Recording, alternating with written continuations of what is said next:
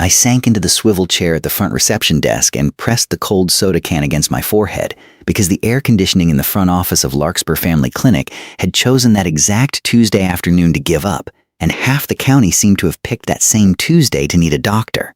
My name is Odalys Ferrer, and I run the front desk and scheduling for Larkspur, a squat little brick clinic wedged between a hardware store and a taqueria in a town in the Texas Hill Country small enough that everybody already knows everybody's business before you finish telling it.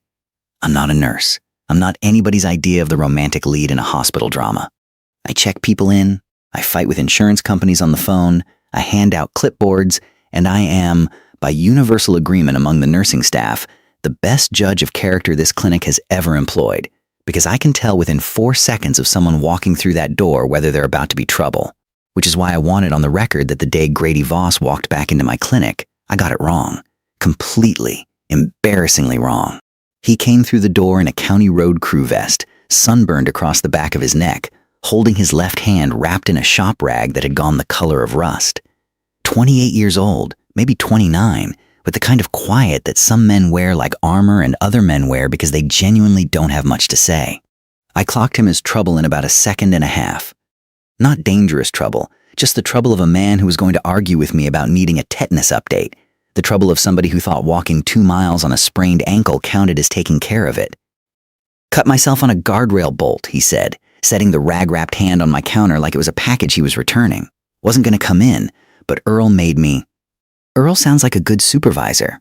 Earl doesn't want the paperwork if I lose the hand.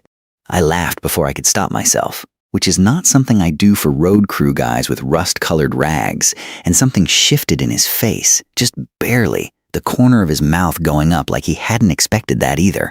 I got him back to a room, told Priya, one of our nurse practitioners, that we had a laceration in Bay 2, and went back to my counter and did not think about him again for at least 6 minutes, which for me was practically a personal record. Here is the thing I have to explain about myself, because it matters for everything that happened after. 3 years before Grady Voss ever set foot in Larkspur, I was engaged to a man named Colton who worked construction 2 counties over, and 11 days before our wedding, he went quiet on a scaffold, lost his footing, and I spent 4 months visiting a hospital room instead of walking down an aisle. He lived. He's fine now, married to somebody else, coaching his kids' baseball team in San Antonio, and I am, most days, genuinely glad for him. But I promised myself in that hospital room, somewhere around week 6, that I was done. Done loving anybody who came home covered in the kind of dust that meant his job could kill him on an ordinary Tuesday. I took the clinic job specifically because nothing in a waiting room can fall on you from 30 feet. So when Grady Voss came back 4 days later for his follow-up, and then again a week after that for a wound check he honestly didn't need, and started finding excuses to lean on my counter and ask which taco place I liked better, I did the only sensible thing. I was polite, professional, and about as warm as a January morning. You don't have to keep checking your own stitches, I told him the 3rd time, not looking up from the schedule. We do have a system for that. It's called an appointment card. I like your system, he said. Very thorough, very personal. It's a clipboard, Grady. Best clipboard in 3 counties. I wanted to be annoyed. I was not annoyed. That was the problem. It went on like that through most of September. Him inventing reasons, me pretending not to notice I'd started remembering his coffee order, our nurse practitioner Priya watching the whole thing over the top of a patient chart with an expression like she was scoring a tennis match. And then one Thursday, he didn't come with an excuse at all. He just stood at the counter after everyone else had cleared out, turning his ball cap over in his hands, and said, "I'm not hurt today. I just wanted to ask if you'd get dinner with me. And I know you're going to say something about how I work road crew, because Earl told me about your fiancé, and I know that's not really my business, but I wanted to say it out loud instead of you guessing at it." I stood there with a stack of intake forms going soft in my hands and felt something I hadn't let myself feel in 3 years, which was simply this. The wanting to say yes was louder than the fear of saying yes. "Earl talks too much," I said. "Earl's not wrong, though." "No," I admitted, "he's not." Here's the part I still turn over some nights.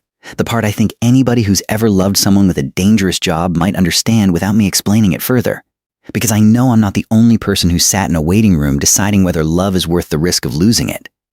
I told Grady I needed 2 weeks, not to decide about him.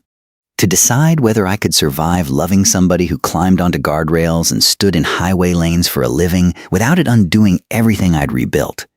He didn't push. He just said, take the 2 weeks, and kept his distance exactly as promised. No more accidental cuts, no more excuses at my counter, which somehow made me miss him worse than if he'd kept showing up. On day 12, I drove out past the county line to where his crew was resurfacing a stretch of Farm Road 9, sat in my car at the shoulder for 4 full minutes working up the nerve, and then walked out in my clinic scrubs, past a startled Earl, straight up to Grady in his vest and hard hat, and said, I decided I'd rather be scared with you than safe without you. He didn't say anything smooth back. He just pulled off one glove, took my hand, careful of nothing in particular, and kissed me right there on the shoulder of Farm Road 9 while 11 road workers hollered loud enough to be heard in the next county. We've been married 2 years now.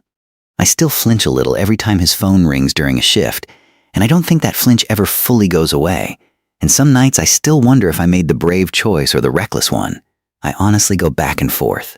But Grady still comes by the clinic sometimes, just to lean on my counter and ask about the schedule, and every single time, I still laugh before I mean to.